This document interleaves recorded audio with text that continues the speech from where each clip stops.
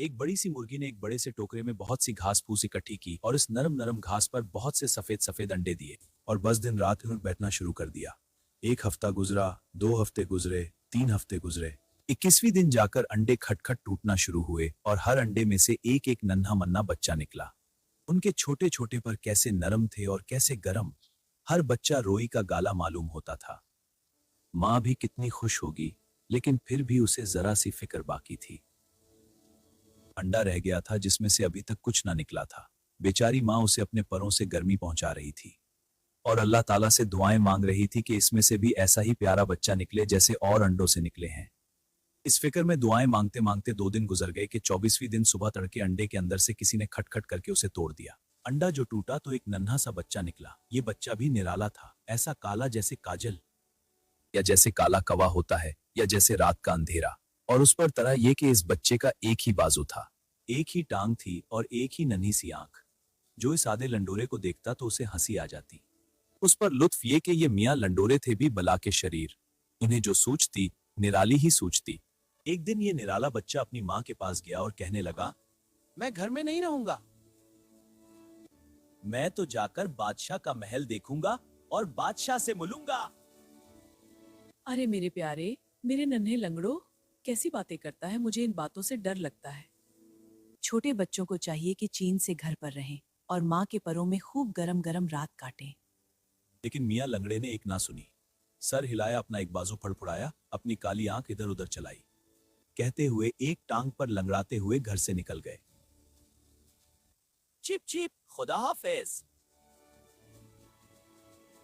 सड़क के किनारे एक जगह आग जल रही थी। उसके पास पहुंचे तो आग ने कहा, करीब आओ, मैं तुम्हें गर्म कर दूंगा। मियाँ लंगड़े, जरा अपनी नन्ही सी चूंच में 2-4 तनके उठा लाओ और मुझे दे दो कि मैं जरा और ऊपर जल लूं।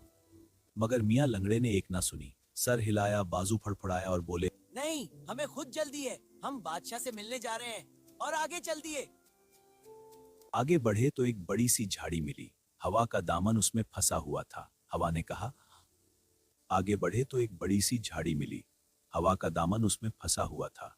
हवा ने कहा, मियाँ मुसाफिर, खुदा के वास्ते मुझे इस झाड़ी से निकाल दो, कांटे बहुत चुभते हैं। मगर मियाँ लंगड़े ने उसकी भी ना सुनी और आगे चल दिए।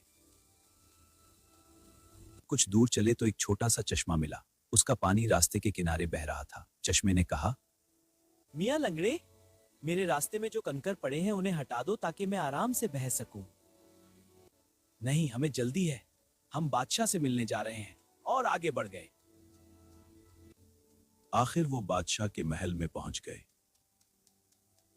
बादशाह का बावर्ची एक चूजा पकड़ने निकला था। उसने मियाँ लंगड़े को देखा तो पकड़ लिया। मियाँ चूजे को देगची में डालकर देगची उठाई और आग पर रख दिया। दहाई है, दहाई है, ए आग मुझे जलाओ नहीं।